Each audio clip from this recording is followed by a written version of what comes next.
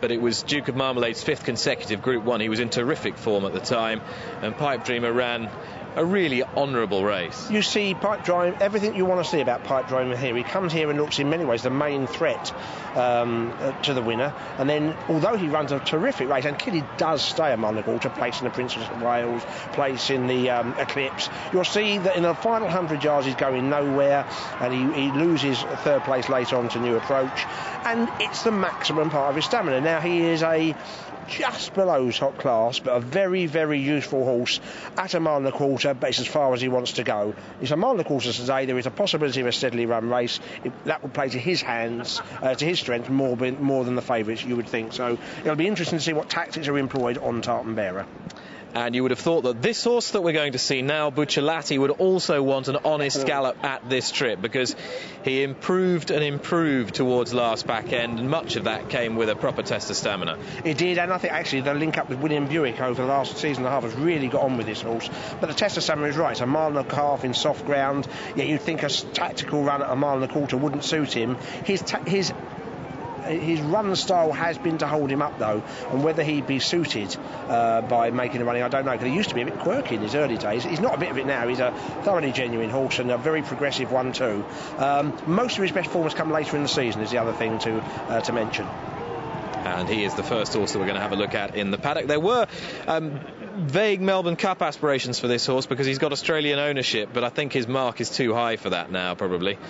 Still, he's a horse with plenty of stamina and just a little bit on edge in the paddock there, as you can see. A couple of handlers. Still, he looks in good shape. Charlie Farnsbarn sprung a massive surprise last back end by winning a good race, and there was no fluke about it. He was a little disappointing behind Gladiatorus in that race at Nad Al Shiba. Yeah, he's in and out. He beat Bankable by a narrow margin of Group 3 at Newmarket. Poor draw when well beaten at Dubai behind sort of last time out. I don't know, he's in and out. He's a hard horse to predict. On a good day he's pretty useful, but still below the class of the 2 favourites. The ground was getting pretty firm at Newmarket when David Simcock pulled Bushman out. So he's got form on this course, and it's a slightly more forgiving surface today, probably. Yeah, he was impressive here in winning a handicap. That was off a mark of 92. He bolted up. He has to prove he's quite this class, but the conditions at least are considered more in his favour than they were when he was withdrawn at Newmarket. Here's a colt I've got a lot of time for, Indian Days. Good time at Redcar last season was the precursor to some excellent efforts in top handicaps, but for all that he might make up into a minor group performer, he shouldn't trouble the principals today. No, limits of his stamina, I think, as well. But he won at Glorious Goodwood, and he was a good third to Pressvis in John Smith's handicap at Newbury. He's a top handicapper. Whether he is on form, he isn't as good as several of these. In fact, he's worst in on official figures. Here is Pipe Dreamer, who graduated from Cambridgeshire hero, and an impressive one at that, to genuine Group 1, Group 2 performer. Well, placed in the Eclipse, placed in the Prince of Wales, placed in the Judd Monty, won a Group 2 at York, all over 10 furlongs. He clearly does stay. As I said, it's the limit of his stamina. He was entered for the mile race earlier on the card. They've gone this route instead, and, he's got a massive chance. If it's a test of stamina, the more the test it is, the less his chance is, in my view. Number 7 is Steel Tango, who could well outrun his odds here because he's got a fitness edge. Roger Teal is confident of a big run, and if you believe the speed figures players after the Taziz Newmarket run, then he is capable of winning a group race. Well, he ran really well there. He looked very fit. I know that the trainer was saying that he thought he'd come on for the run, but he looked pretty fit, and it was a career best effort, a really good second in the Earl of Sefton. I'm sure he'll run his race again. No reason at all why he shouldn't. Whether he's quite this good, I would have thought was dubious. And the most interesting horse in the race is Tartan Bearer. It's easy to forget, Steve, that he did still finish third in the Irish Derby, even after he'd been dragged this way and that. Like the last race, he's a genuine Group 1 performer. He won the Dante, he then was second in the Derby, if we say to a good Derby winner in New Approach, and a perfectly honourable third in the Irish Derby. He's a top horse, and if he's fit and well, he is quite clearly the one to beat. In many ways, the most interesting race of the day, the Bet365 Gordon Richards Stakes, and we've had some pretty good stuff already. Here's how they bet. 2.42 Tartan Bearer is on the exchanges. That's 7-5 really, so just a bit shorter than 6-4. Pipe Dreamer is 11-5, so just a bit shorter than 9-4. On course, 11-8 Tartan Bearer. Pipe Dreamer is 2-1. Steel Tango 10-1. Buccellati 12s. Charlie Farnsworth's 14s. Bushman 16s. Halicarnassus 25s, and Indian Days is the outsider at 33s.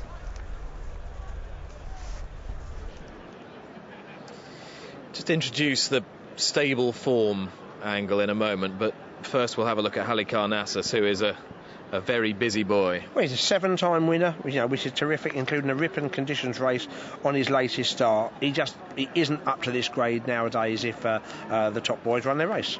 I was going to talk about Messrs Gosden and Stout. Plenty of Sir Michael Stout's horses have run fine, but they're not churning out the winners. It's a long old season. He's got a lot of older horses to bring out, the Conduits, the Dr. Fremantles, the Pack Guys, this horse Tartan Bearer. Lots of big prizes to come. John Gosden has hit the ground running. He's just spraying winners all over the country. Definitely, that brings increases Pipe Dreamer's chance, as I say, as does the chance of a Tactical Affair. I agree. He'll be working backwards with Tartan Bearer. He'll be wanting to win a Group 1 race with it, and he'll be thinking of maybe Eclipse. He'll be thinking of the King George, something like that. But equally, with good horses, you're not going to have them absolutely half-cocked. He's going to be most of the way there. It'd be fascinating to see how he gets on, because he's a lightly raced individual still. He's only had a handful of runs, and he's one of the best 4-year-olds in training. Let's hope he runs to somewhere near his best. He's an exciting animal. In he goes. Bushman is loaded up. So is Buccellati. Halicarnassus, Charlie Farnsworth and Steel Tango, which will leave us with Pipe Dreamer as the last one to go in for this Bet365 Gordon Richard Stakes. It is a compelling Group 3, and confidence has grown again late doors behind Tartan Bearer. He's now the 6-5 market leader, the Derby runner-up. Here's Ian Bartlett.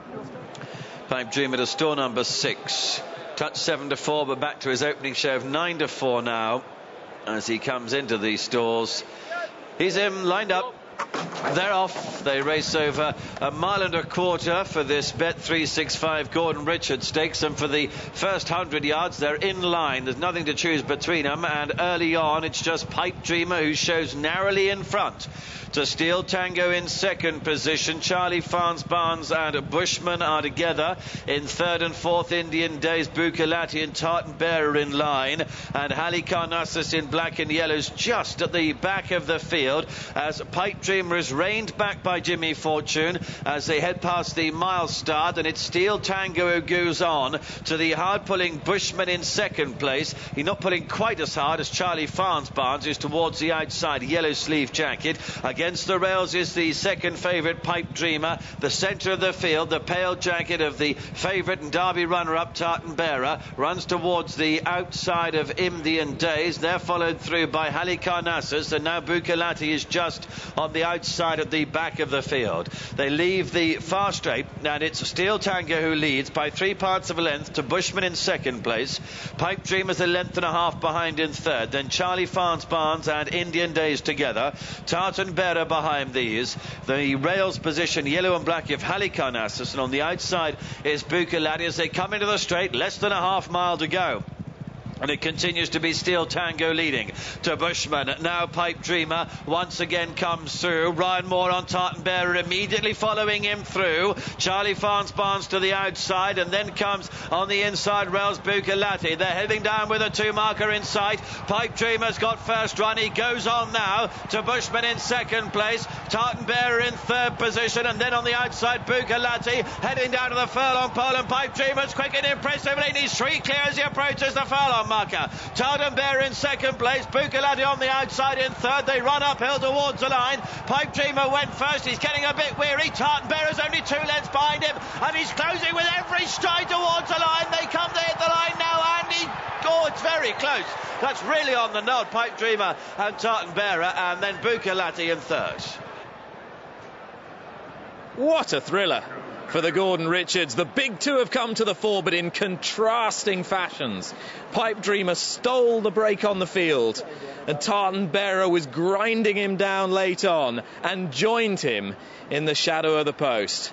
This side, Tartan Bearer, on that evidence, has nailed Pipe Dreamer, and what a most promising comeback from last year's Derby runner-up.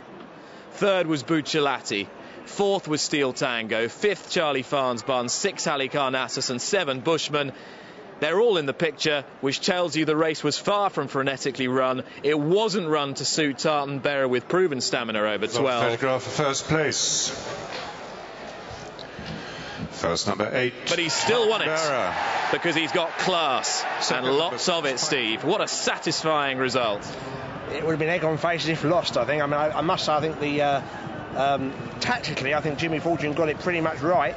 He quickened at the right time, and he stole a big march on his rival. Clearly, Tartan Bearer's got more important fish to fry later in the season. He's just given a normal, bog-standard ride. There's no intention of making it a test of stamina particularly, but his class ultimately is told. He hasn't really got out. He had slight trouble getting through. He then got out with a furlong and a half to run, and the genuine Group 1 horse has run down the very nearly Group 1 horse. And in fact, the order of the finish, Buccellati 3rd, Steel Tango 4th, Charlie Farnbarn 5th, Halicarnassus 6th. It's absolutely as it should have been. It's amazing, really. It was a slightly muddling race, but in the end, the cream has come to the top, and it was an immensely promising race for a horse who the race didn't pan out ideally for, and he looks booked for a great season. Let's not forget that Tartan Bearer is a full brother to Golan, the 2,000 guineas winner. There is some speed in his pedigree, and he showed foot to run Pipe Dreamer down, and Ryan Moore never panicked. Nick, there's massive foot to win from where he's given this horse, who's been touched off in the clips from the judgment, a 3-length start and beat it.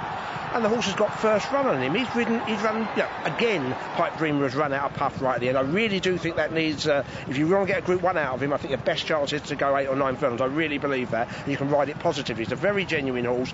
It's a top-class potential miler 9 furlong, not, in my opinion, a top-class mile and a quarter horse. But the winner has given him a 3-length start and picked him up.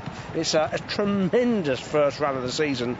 And it was interesting. I found the way he was ridden so interesting. I thought today, if it was really important for today, they would make use. Now, they haven't. They've just given him the same ride they give everywhere else. They've relied on his class to get him through. By the skin of their teeth, they got away with it today, but they'll be absolutely thrilled with the first run since the Irish Derby. They've obviously had a problem. He's come back as good as ever. Fantastic performance. This horse is going to be one of the middle distance stars of the season if problems that plagued him after last year's Irish Derby don't recur. And Sir Michael Stout must be licking his lips at the prospect of going to war with this horse and with Conduit. How he keeps them apart, God only knows, but what a problem to have. Yeah, and what are the right hands to be in, though. He's a top trainer, isn't he? And this horse has come back from an absence and, run, if not right to his very best, has run pretty near his best. Incidentally, don't give him bit players, an excellent run by Buccellati over a trip too short as well. He was outpaced and stayed on. They'll be very encouraged by that run as well. So the race, when you see the finishing order, is exactly how you can imagine it being finished. In terms of their ability, that's how they should have finished. The second champion jockey to win an important race on this afternoon's card. First it was McCoy, now it's Ryan Moore. Tips his hat to the crowd, comes in on Tartan Bearer. A class act wins here at Sandown. That was fantastic. You can't fail to have enjoyed that. I suppose if you've backed Pipe Dreamer, you might not have such fond memories, but the race itself, if you're looking at it objectively, that was fantastic. First number 8, Tartan Bearer. The 11-10 favourite, Ryan Moore, was riding for Sir Michael Stout, won by a short head from number 6, Pipe Dreamer at 9-4. Third, number 1, Buccellati at 10-1. The totes paid for the win £2.10, and the places 110, 160 and 250. The exacta was £3.30, and all 8 ran. Really looking forward to seeing Tartan Bearer running for the rest of this season. Meanwhile, we're back at Market Raisin for their next. It's a bumper. The Racing UK standard bumper for conditionals and amateur riders. Distance 2 mile, 1